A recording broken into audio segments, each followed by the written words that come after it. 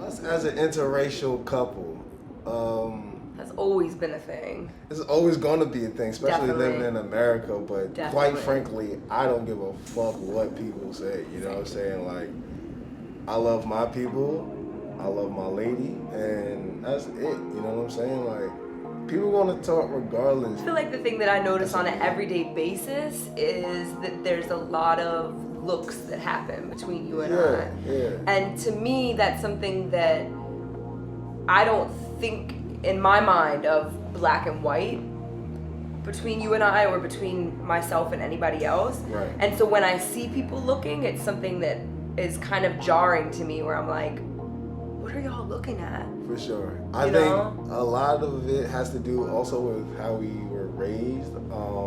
So we grew up in a place called Columbia, Maryland, and there's a lot of interracial just togetherness. Yeah. People just from all types of creeds, like It's very worldly. yeah, everybody's coexisting supposedly, you know. Of course that's not like the whole area, you know. There are still, you know, the crazy whack American racist shit goes on, like. But we grew up with a mentality of not Just seeing treat color others- as something that was a forefront in the mind, you know? Right. It wasn't like I would see you as a friend and be like, oh, that's a black person who's my friend, that's an Asian person who's my friend, that's an Indian person who's my friend. It was rather Right, but you still acknowledge that, because you can't necessarily just forget that, you know what I'm saying? Because that's something that's there, and it's part of life, a part of culture. You have to respect everybody's culture, but it's not to a point where the standout, you know, makes you so different that you can't connect. You know, we always found a connection in between everyone.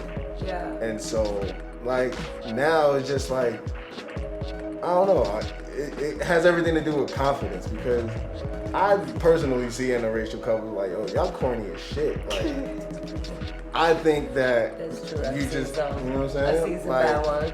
and it'd be some whack shit like, oh, I only date this so and so and so, and that's just whack. And you just gotta, at the end of the day, you gotta love who the hell you want to love, and that's it. You know what I'm saying? And we definitely got into some situations that have been situations where race is a huge part of what's going down then. We've been in confrontations with the cops and in backwoods New Jersey in the middle of the night. Man, listen. I was out here with my camera ready to go because I was like, what's about to pop off? You know, I really didn't know what it was about to be, and I didn't trust anything. And I told the cops that you were my partner, and they're like, oh, so you work together or what? And I was like, no, this is my partner. It was something that didn't really compute to them, you know? Right. It's like a weird rites of passage, and Ta-Nehisi Coates kind of explained it in Between the World and Me. It's just like when you get a certain age as a black male, you are going to get pulled over, you know, all the time. And my dad had the little black book which taught you what to say to cops and things like that. But compared to you didn't have the same experience, so it's not like, but you saw it firsthand.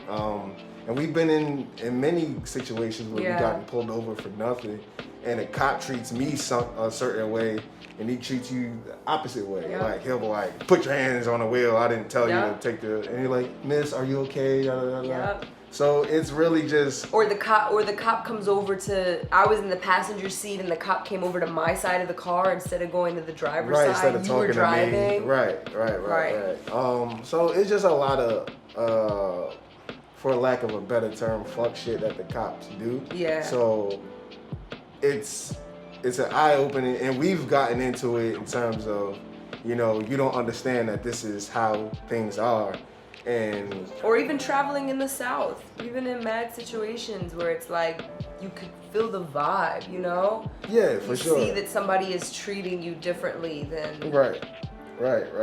And so for me, I feel like that was something that, again, growing up in a very multicultural setting, it was something that I would see and hear stories about. And now at this point in my life, I'm experiencing it from the person that I love most dearly and fearing for their life at times.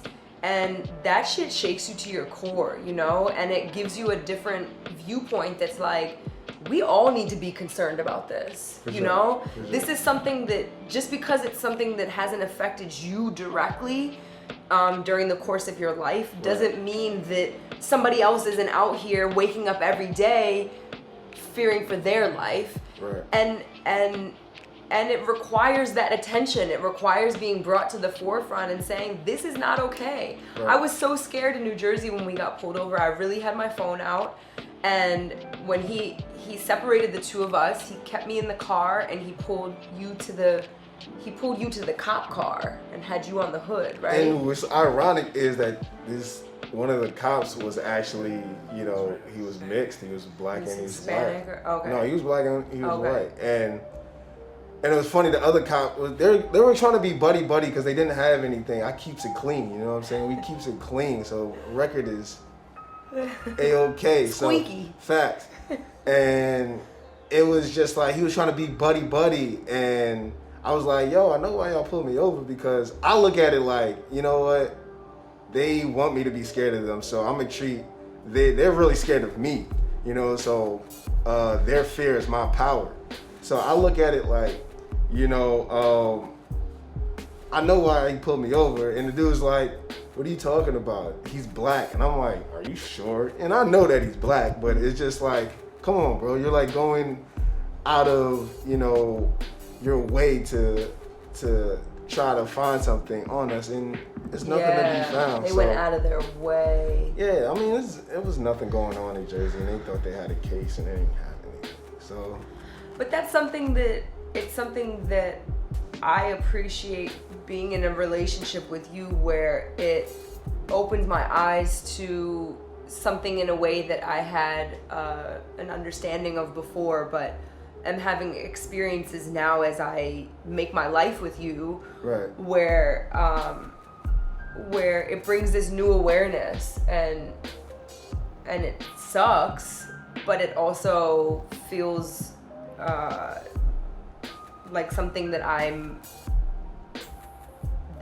glad to be a part of. Right. You can find empowerment in it. Yeah. It's fighting for something. It's fighting against something that's unjust, and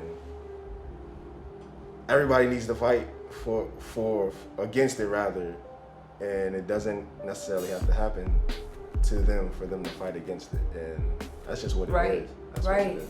Exactly. Yeah.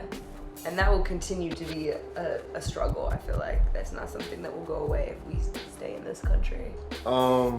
It's not gonna go away, but no. you just gotta keep fighting it until it does.